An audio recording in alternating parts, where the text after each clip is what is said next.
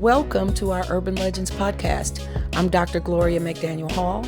I've been a teacher, a principal, and assistant superintendent, all within urban schools in Chicago and around the country.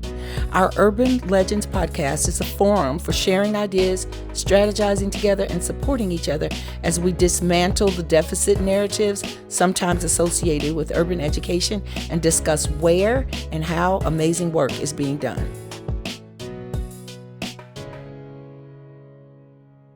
So good morning. I am so excited today because I am interviewing Miss August Smith, who is the owner and CEO of Bookish Literacy Center. She's doing outstanding things, and I'm super extra excited because I got to know Miss August because of a connection with someone who I've been knowing for a long time. And so what happens when you've been in education for as long as I have is you start to get these connections and you find out that you know people in common, and it's just like all this one big circle of really cool people. But so we are talking to Miss August this morning. And first, Miss August, if you could introduce yourself and tell us a little bit about your journey in education and what led you to opening your center. Wonderful. I'm happy to be here. Thank you for inviting me. I actually started out in the private sector as a marketing coordinator when I graduated from undergrad. And I went to Hampton University. Shout out to HBCUs, of course. Went into corporate America. I was a marketing coordinator with American Express, and just knew that I was out of alignment. Right, it was not really benefiting. I didn't feel like it benefited anyone other than the stakeholders or the shareholders at the time. Mm-hmm. And I had a draw to service and to education. At that time, I started a nonprofit for girls in foster care. And was able to build that for a little bit of time. I was probably maybe 23 when I did that. Nice. And just really wanted to work with children because I had, again, the draw while I was in corporate America. And I happened to go to a networking event and saw a flyer on a table for AUSL Alternative Teacher Certification Program. And I was like, oh, I'm doing that. So I did that. I went through AUSL to become a teacher. I quit my corporate job, went full in, and my first teaching assignment and only teaching assignment, honestly, was with Sherman School of Excellence, which was the first turnaround school in Chicago. Wow. And I was really, really excited to be a part of that effort. I was completely bought into the entire concept and idea that schools needed to they needed the resources and they needed to be turned around and all that. So I did that in Inglewood, stayed there for 6 years. I taught kindergarten and first grade. Never, ever wanted to be a principal or any kind of an administrator. And my principal in AP would always say, you sure you don't want to go into administration? Now that I'm a former principal, I know what that means when you say that to a teacher. Yes. And you'll probably end up with some of them on your show in a few, because I'm sure you know them. Yes. But I'm like, no, I don't want to. But what was funny was our principal left, our founding principal. He accepted a new position. And I just noticed how things changed amongst the staff, which then changed the climate of the school. And it was in that moment that I completely realized the power that the school principal has and the impact that strong leadership has on a school. Yes. I've always been very reflective, I think, and as a teacher, you have to be. That's one of the most important qualities of a teacher, is to be reflective. Yes. And as a teacher leader at the time, I could just literally see it. And I knew exactly what it was. People were hurt, they were upset. And then some of the things that we do when we disagree with changes and all those types of things. And then the way that that fear is met by that leadership. Yes. It can really go left or right, right? It mostly goes left. Yes. And it mostly goes left. So I knew it in the moment. I'm like, oh, if they had only done this, or if they had done that, like, oh, if we were able to do it this way. And I just knew that it was time. I had the itch. I had to go. So I applied for the UIC urban education leadership program, the doctoral program, and was accepted into that. And that was where everything really just took off for me professionally. I became a resident principal in South Shore, where I grew up, and then an AP in South Chicago. And then within that year of being an assistant principal, that May of that first year, I received my principal contract, and became principal in Auburn Gresham at Awesome. Martin Elementary School. And I was principal for 7 years. Um, it was, and it was one of those experiences that I'm sure you can relate, and everyone who has led a school can relate. It's all of the things, right? It's exciting, but then it's also very sad, right? Like it's exhilarating, and then it's all of the Emotions, like, yes, you yes. know, it can be the most amazing job in the world, and at the same time, it's the most stressful job in the world. So it's all of the things. And I'm still and will always be very grateful for that experience. But I knew maybe 4 years in that it wasn't a sustainable job. Um, and so this is getting to why I decided to leave. I just knew from the level of the stress, the accountability, all the changes, the school population. Um, Something that I have to remind people often and no one ever talks about, that I said that I would always talk about, is when we think about Chicago and violence, right? People don't think that those children go to school someplace. Yes.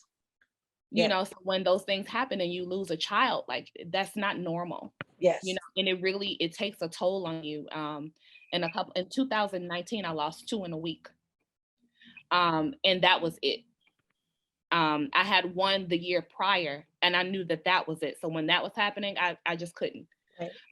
And so I knew, like, it's just time. So I really just started to think about what really lights me up. I started doing a lot of reading about lifestyle design and things like that, and recognizing that I can design the type of life that I don't need a vacation from. And that was my Mm. motto. Like, if you had the kind of life where you didn't feel like you needed a vacation, what would it look like? And in speaking with my daughter, who's 13, she's 12 at the time. So, you know what? All I want to do was venting one day. All I want to do is just teach children how to read. All I want to do. Because I love that.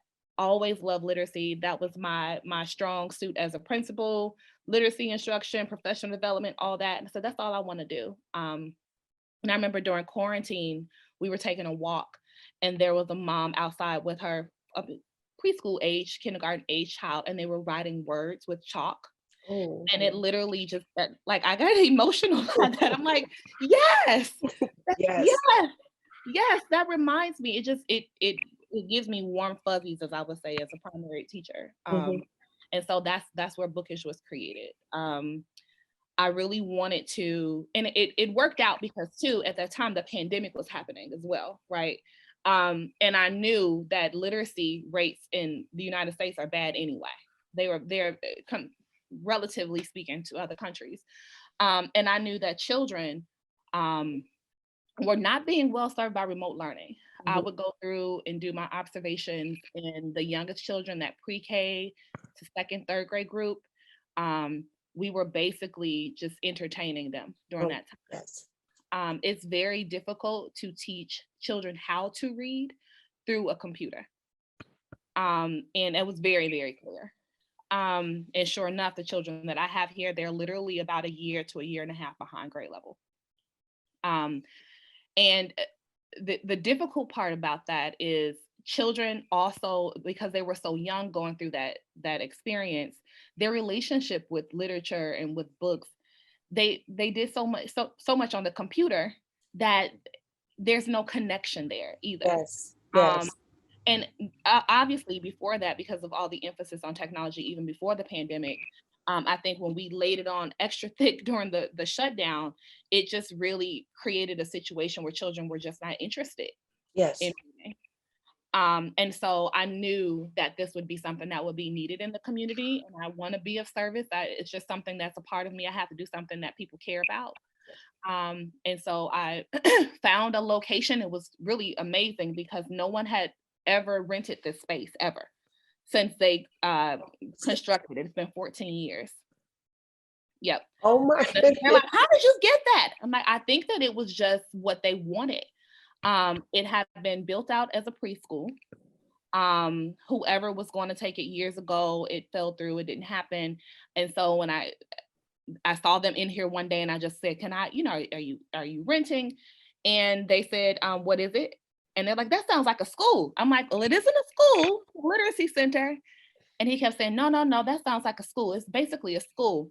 And I kind of felt that as like a premonition also of like, I think one day I probably could open. Maybe it would be a school. Maybe it might be a school. Maybe you know better than me. I don't know.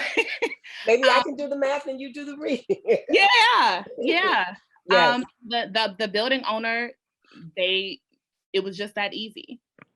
They said, okay. They built out everything using the exact same floor plan and plans that they had years ago when it was going to be a school. And so I was really outdone and amazed by that because I wasn't expecting that. Yes. So they installed everything from bathroom stalls and fire systems, all these types of things that it would need to be to code to be a school. And I just really felt like that was one of those moments where you are in alignment with what you should do and how things just fall into place. Yes. And I felt zero fear, and that's a big thing. But at that point, I felt zero fear and just walked into it. And it's been absolutely amazing, even though it's been difficult. But it's once you've been a principal in Chicago Public Schools for 7 years, you can do anything. You can really do anything. That's amazing. Yeah. So tell us like a little bit more about the center. Like how many students do you service? Like what kinds of aspirations do parents come with in terms of what they hope to get out of having their children participate in the center? Like a success story from the center. Like tell us a little bit more. Yeah. So currently I have about 35 students here. They range between 4, I think my oldest is 12. The majority of them are between 4 and 8. Okay. And is right in alignment with what I thought. Those were the children who really needed it. Most impacted. Yep. So the parents were really interested in the idea of bringing the J factor back to reading. And so the way that I have communicated what I offer to parents is just really being going back to storytelling, right? Reading books for the sake of reading them, not because I'm going to ask you questions afterwards. And that piece alone did it for the children. So I would say 90% of them didn't want to be here when they showed up, of course, the first day. But what I've expressed to staff is we want to do all things with joy and recognize that children and families who come through the doors here are already experiencing something. If they feel like their children aren't doing well, that's a feeling that you can't quite explain for a parent. And that child has picked up on the messages that they aren't doing something quite right. Right. So when they come in here, they have to feel like everything is fine, everything is just right. We're going to get this together. There are no issues. You can read. You are a reader. There's levels to this and you can do it. And that is really what we give. So I will give an example. I have so many of them, but I have one student who came and he said, I don't want to be here. My mom made me come here and I'm not reading anything. I'm like, okay, again, I have to help tell a few of them, like, I'm not a substitute teacher friend. Yeah. Yes. We're free today, and you don't like it, right? Yeah, and you may not, but we got to do it. And so that those types of things tickle me deeply, actually. And I'll say, okay, well, what's going on? How was school? And listen to them. And we have a full library here. Okay. Which thank you to one of my mentors who hooked me up with someone who was able to get me all the things that I needed. So we went into the library, and as he's telling me things, I'm pulling out books that are related to that. And so I'm just going to read to you. You don't need to read. Well, we're going to read today. I'll just read. And the one-to-one and that small group and it just being about them, that's part one. That just kind of breaks the resistance down a bit. Part 2 was when I explained to them that they can't do anything wrong. There's nothing that you'll do here that's wrong. Whatever that you do, if it isn't where it needs to be, that just tells me what I need to teach you. And then that breaks them down a little bit. So when they start to see that I actually can just come here just to read for fun, okay, we don't do worksheets. Yeah. Down with worksheets.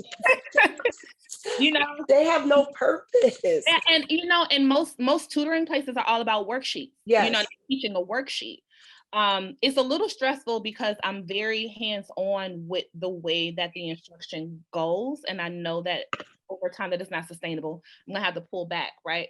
But they need to read real books, interact with authentic text. They need to actually write with pencil and paper and get back into that. We need to think about ideas. It isn't about just arbitrarily answering questions. I want to know about your ideas. So I'll ask them, what type of writing do you want to do? And they know that you have narrative. We can write about procedures. We can write about expository writing, and they'll choose like, oh, today I want to write about imagination. Okay, I have all the prompts. Yes. You and then we write about it and we talk about it. And I tell them, this is about your ideas. I'm not interested in your spelling. I'm not interested in your punctuations. I'm interested in your ideas. That breaks them down. Yes. So then obviously after a few sessions, I am interested in conventions now, right? Because let's go back to your first writing. Let's take a look at it. What would you change about this? You know, like, oh, I didn't use a capital letter there. Like, that's true. So let's get some, which color do you want to use? Purple. Let's edit your work from a couple weeks ago. Right. So then you kind of lightly go back and then start to put that build the instruction in. And the kids really respond to that. And the parents respond to it. I've had parents tell me that their children were diagnosed with dyslexia, ADHD, and they continuously book with me since I opened from July. 90% of my families are still here.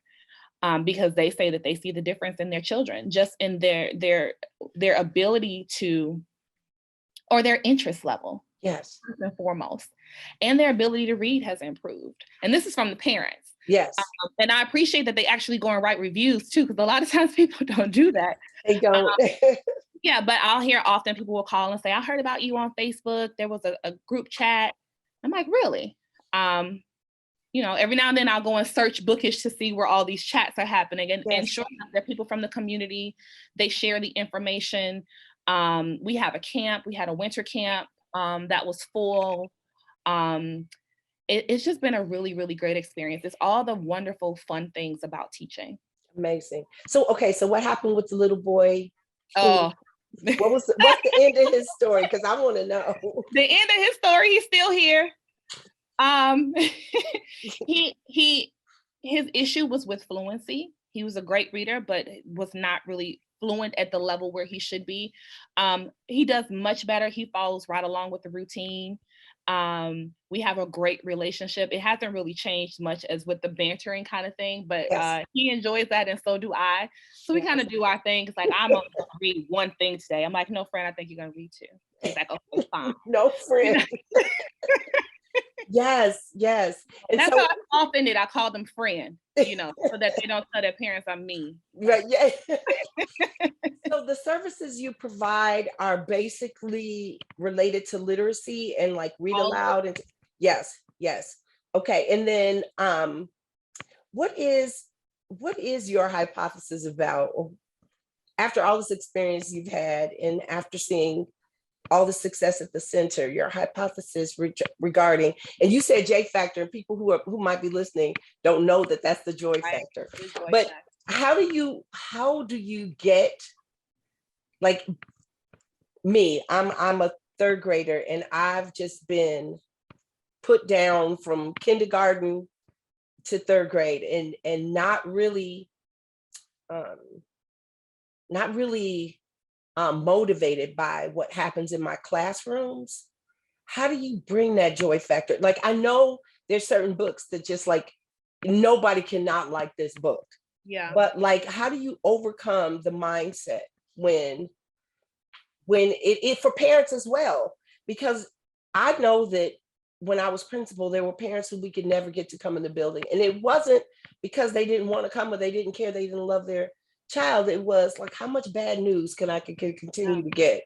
So like, how do you do that for parents and for students? You hit the nail right on the head. Is how much bad news can I get? I don't give any bad news here. Yes. And honestly, it isn't even about finding that right book. Sometimes people say, when you find the right book, you'll love it. Like, not necessarily.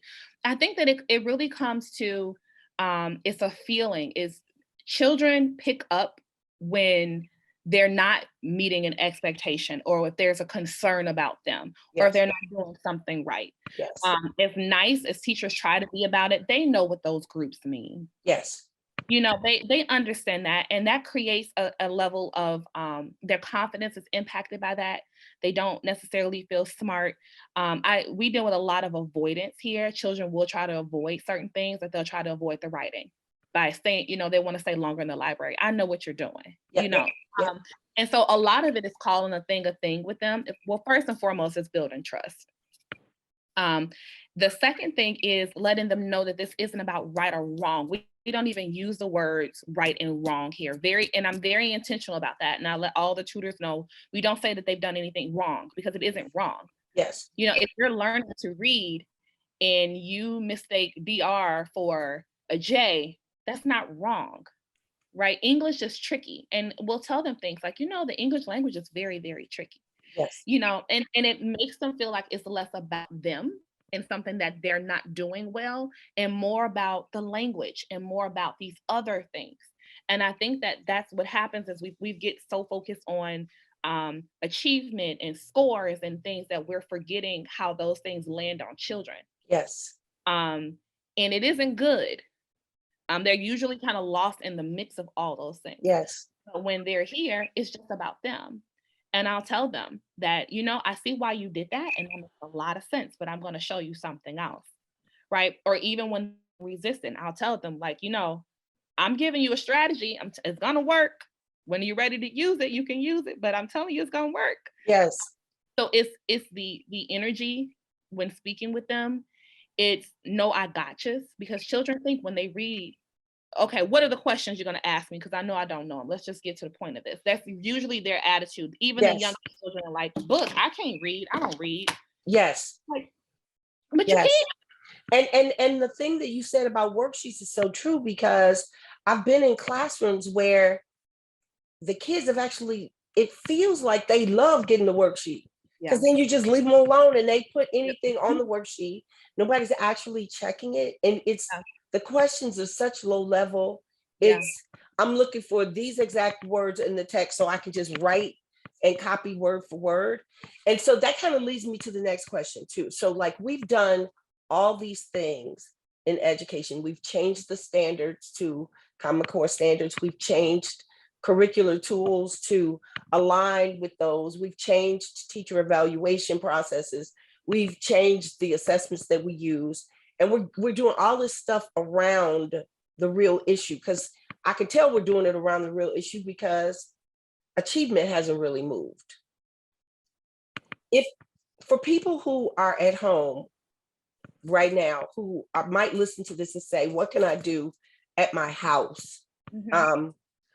Number one, I'm going to suggest that everybody contact you about coming to the center. But before they get to the center, there's things that they should be able to do at home so that they instill this difference about the love of reading. And for one thing, like for me, it meant with my own children, turning off the television. It's all that other noise, and let's really get into this book. And when I would find a series of books that, like the Mo Willems books, or like I love Mo Willems. The kids love him. Yes. That friend that I'm telling you about, he loves that pigeon. Pigeon is amazing. And then the Roald Dahl books, that because they have these life lessons, but then they're funny at the same time. Like, what would you suggest me as a parent or someone who's listening could do until they can get to the center at home, starting right now with their children, to instill this love of reading? So that's a really good question, because one of the other things I love about this work is that I work as much with the parents as I do with the children. Nice. They all get a monthly consultation. And so we talk about progress and they ask questions. I've even been directly connected with the child's teacher to just work with the teacher. I have one of those Nice. calls tomorrow. Nice. Yeah, parents have put me on the phone with principals and all kinds of things. So Nice. I love that. But what I tell them is that the best way to become a better reader is to read more. There's no program, and that's something that I have to really press a lot with parents, because they want to know, well, what program do you use? Do you use this program? Do you use that program? Like, I'm an educator. I know about all types of teaching methods. Yes. I'm going to use a method that works for your kid, because we don't have solutions looking for problems. Yes. And we find out what is the situation, and then we apply a solution that works best for that. Yes. But reading more. I've even had a parent say that it's difficult to read all the time or at night because, all the things we're doing. And I said, have you ever heard of Go Epic? I'm like, let them do the read aloud for you. If you're making dinner and you don't have time and they have the tablet anyway, they can go ahead and put the headphones on and listen to a book on Go Epic, and then they can actually track the words while they read. Like, there are some things that we can do to, if you are really busy, to kind of get that time in. Yes. Another thing for the older children and the younger ones too, honestly, is the way that you speak with your child. It's major. Oftentimes we use a lot of command language. Yes. And that really impacts the comprehension. So there's one thing with being able to read words, but once you can read words, you have to understand what they mean. And what children oftentimes don't understand, which is interesting, they forget that we're reading books for a reason. Like, there's some metacognition that's supposed to happen. The author packed a lot of stuff in here that they want you to get. And it isn't just about reading it flat. We have to infer, we have to get deep into the text and find out what is really happening. And that's when the kids go cross-eyed, like, what? It said this. Like, well, why would they say that? For instance, I'll give you a quick example. There was a quick story I was reading with one of the children. She's in 4th grade. It was about a father and son who were living in their car. And at one point, the text said they often lied to each other. And I said, why do you think they lie to each other? And she just couldn't think of it. And we had to really go into it. Said, and the types of lies were, I'm not hungry. Or, oh, you can have it, I already ate. Like, why would they say that if it isn't true? And she really could not think of it. But what was interesting was when I put her in that space, I said, imagine you were living in your car. Imagine that with your mom. Who you think would eat first if you had? She said she would give it to me. Why? Why do you think that she would?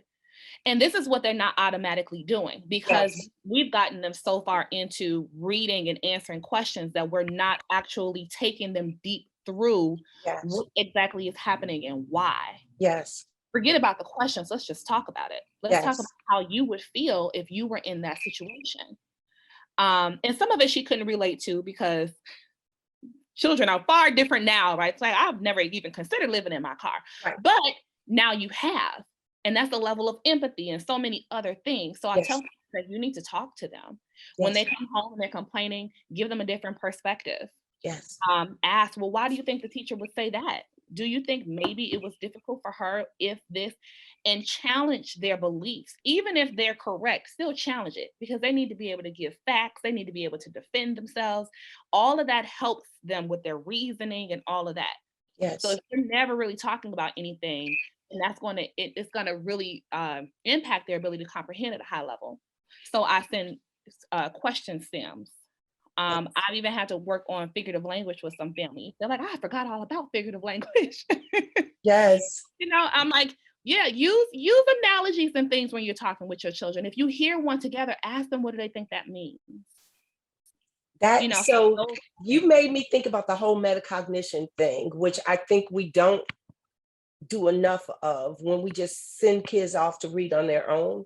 As the teacher, it feels like it's so important that you convey to students, as you read a text, as I'm the teacher and I'm reading this text, stopping and questioning myself, like, I wonder why the author did that here, or let me read that part again, because that was so those kinds of strategies that I remember learning about when I was at UIC.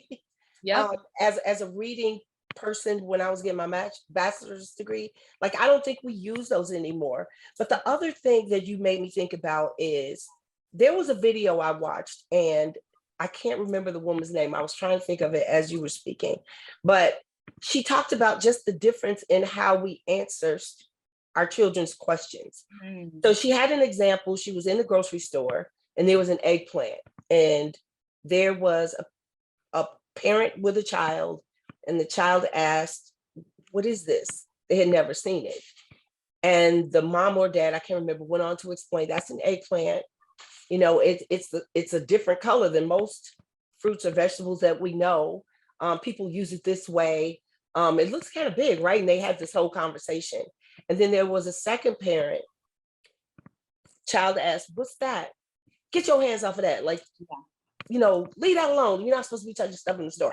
And so I'm hypersensitive now for when students ask questions, or when children or my grandchildren ask questions, like really going in and answering their question versus that command language that you spoke about. And so I know it's a lot about reading, but it's also about like that part. Interaction. Yeah. How we interact with our children too. Yes. And I know that second parent might have been coming home from the second job, might have not wanted their kid to be touching stuff in the store, because we can't just be touching stuff. But it's just like the way we respond when students ask us questions. And from what you described about the work at the center, it feels like you're doing that other kind of explanation. Yes, and I really feel like it's supporting teachers, right? Because I can do a lot of the things that they don't have time to do. Yes. Which is why I like when I'm able to connect with the teacher at the school. And most of the children are from this area, and that helps too, because my children go to school in the area as well. Yes. And so it, unfortunately, and this goes back to the problem, right, of achievement not improving, is that we bring on more and more, and we're getting further and further away from the things that actually work, you know. Yes. And who knows why? I mean, I'm sure people may have some ideas as to why, but just talking about anything anymore. Anything anymore. And it feels like the tablets and all the electronics have like taken the place of that kind of interaction. And that's not why only that, not only that, when I listen to the things that they listen to, that they're watching on the tablet, everything is right there. There's no inferencing required. There's not even in music, everything is just very upfront and very straight to the point. And that hurts us because life is not that way. And so I was talking to, we also have homeschool families here. Okay. So we support nice. homeschool. Yep. Nice. So they'll during the day, and we work with them. In one of my homeschool families, we were talking about this very thing. They were expressing the idea of the concern that their children will be someplace and be taken advantage of because they don't understand how things work. Yes. And they're very mindful of that, because that's true. When you can't think about meeting someone, a sketchy character, you know, a person in real life, if you don't know what to pick up on, if you don't know how to read between the lines, that's a matter of safety. Yes, it is. So it goes far beyond just reading a nice story. It's also being able to protect yourself. If you're walking late at night and you notice that the light is out over on that side of the street, those are all things, that's information that you're taking in to make a decision. That's what literacy is. It's all about communication and understanding. It isn't just about books. Yes. It's about how we interact with the world and how we interact with other people. That's what literacy is. Amazing. And that's what I really try to express to families and to children who are here. So we talked a little bit about the technology piece of it. And one thing that excited me when I first met you and we talked is that you really limit that. And you talk about real books and real paper and real pencil. Oh, it's so exciting. Yeah. Okay, so no iPads, no Chromebooks, none of that. That is so. Number one, how do you train the people who you have working with students? Because that's not like part of our reality anymore, not to be with those objects. But what's the difference in a real book and real paper?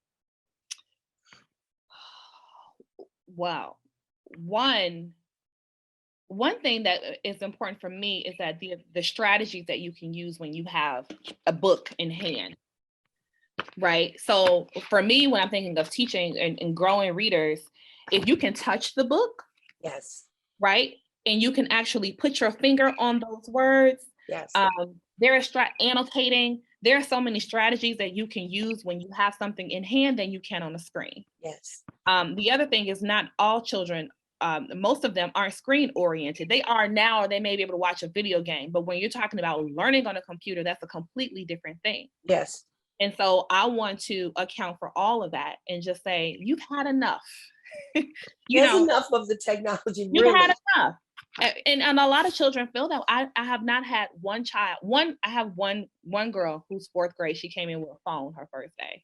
She kept trying to pull it up to learn how to spell, to find words to spell. But she was also very aware that she's not good at spelling and would not put anything down on the paper unless she knew that she could spell it correctly. So she kept bringing this phone out. And I had to really pull her aside after a certain point, because it's like, listen, never had that problem again. Not one time after that first day.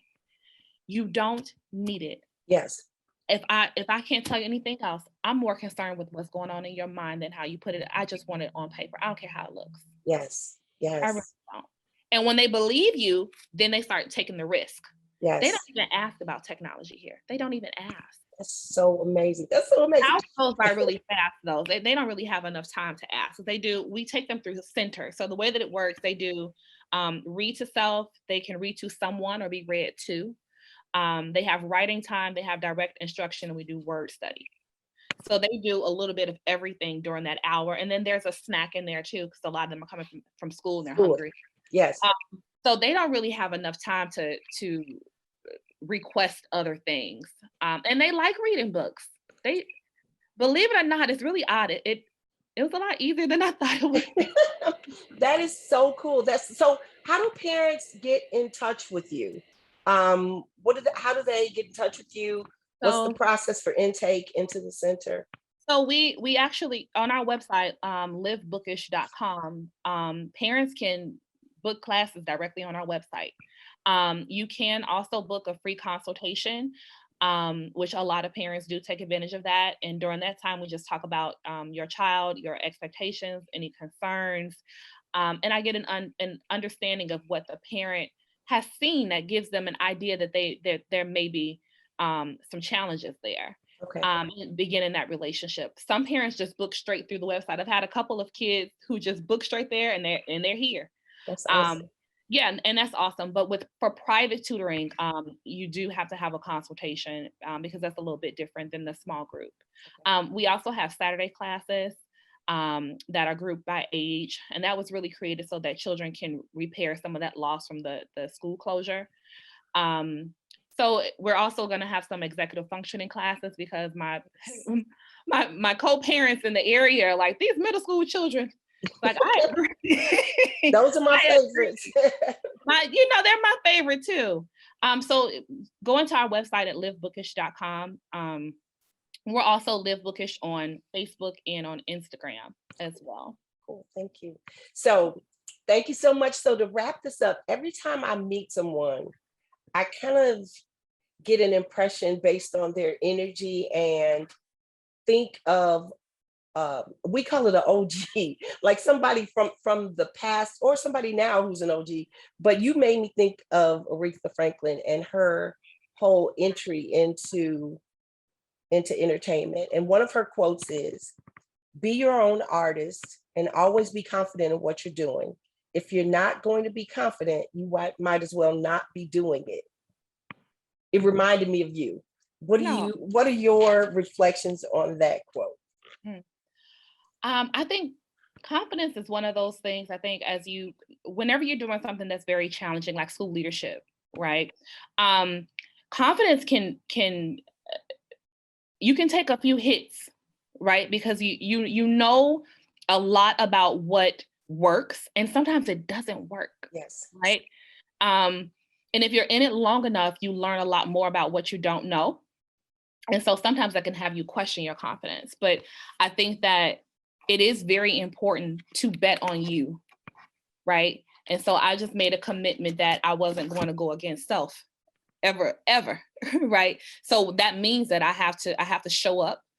I have to believe in my abilities, whether sometimes it doesn't pan out or not. That does not mean that I don't know what I'm doing. It just means that that's how life works, right? It won't always be perfect and amazing. Sometimes it's less than. But I agree with Aretha Franklin that you need to be confident, and you also need to, just as I said before, finding joy, right? Do all things with joy, and showing gratitude. That's the biggest thing of all, is being in a space of gratitude all the time. That's how I would answer that.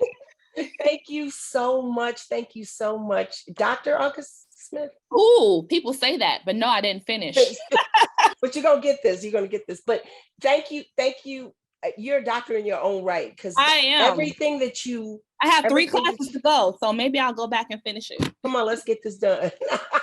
Right. Thank you so very much for joining me today. And I know that you're going to get a lot of parents reaching out to you. Livebookish.com, parents, and just while you're at home, remember what August said. We need to pull out those books and get rid of a little bit of that technology so that we can get back to the real joy of reading. Thank you. Thank you.